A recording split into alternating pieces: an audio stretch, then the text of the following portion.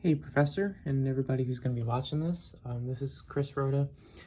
In the Physics 133 class, we're going to be doing the final lab today. So lab number 7 is going to be all about waves and wavelengths, transverse and longitudinal and all that kind of stuff with it. So what I have the lab set up here. So let's go ahead and start explaining it. Now first, as you can see on the computer here, I have I have the instructions for it. Basically, I've got my distances set out. So I had to improvise a little bit since I'm working under different conditions than probably normal. I got my resistance bands here are actually measured out to the 2 meters that was required, that's needed for the experiment. And since I don't have a partner, I am using a Velcro strap for my resistance bands to actually hold the slinky in place against the table leg here.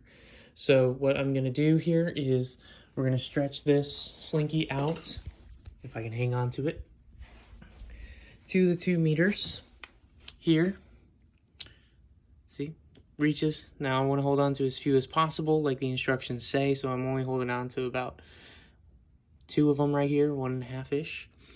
Then I'm going to, from here, shake it up and down, just like that, and time it using the stopwatch to see how many times. I keep shaking it here, that's why it keeps bouncing. But we're going to use it to shake it a few times to see how long it takes for it to do one oscillation, which is one up and down motion here. Then the next part of we're going to do that a few different times. I think the table says 4 times here. And then what we're going to do is we're going to shorten the slinky. And actually once we, or before we finish with those 4, when it's out here, we're going to grab our scale and we're going to measure the amount of force that it takes to hold it at the length out here. Then we're going to bring the slinky in and hold it. It gives us an exact number here. I believe it's 20, if I can find it. Or approximately 20 circles, 20 loops. So we're going to hold it right around that area, however many that is. And then we're going to do the same thing. We're going to but this time instead of going up and down, once I get it to stop here, we're going to actually go front to back. So we're going to actually measure the tension when we have our 20 with our scale in newtons. And then I'm going to just kind of hang on to like 1 or 2 of them. And I'm going to release the rest of them so that it starts moving back and forth rather than up and down. And we're going to time the amount of times that it takes. I might have to adjust that a little bit because it looks like it's about to slide off. So I may have to do a little bit of adjusting on the actual attachment over there before I get started with the lab completely.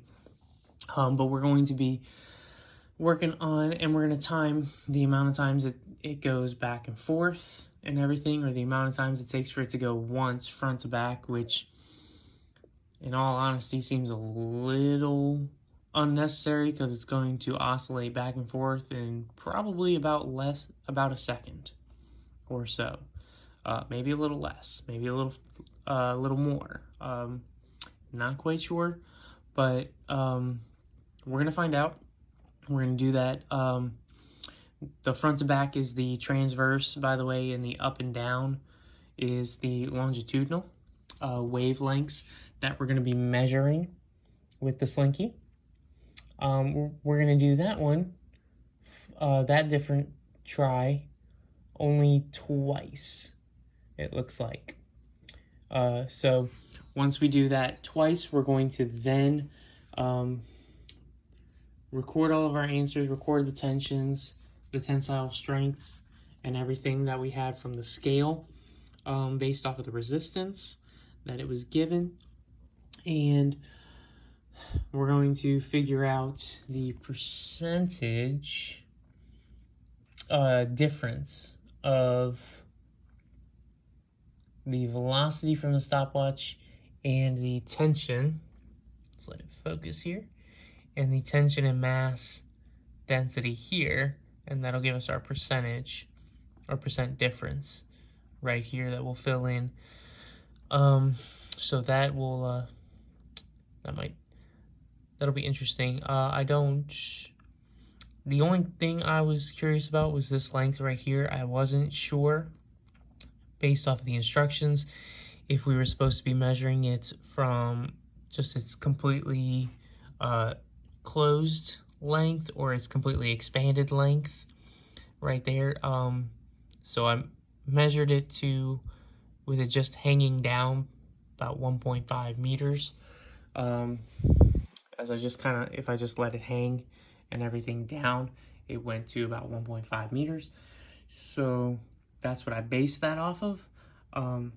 Hopefully I calculated that right when I was looking at it, and I did that portion correct, but we will figure it out together.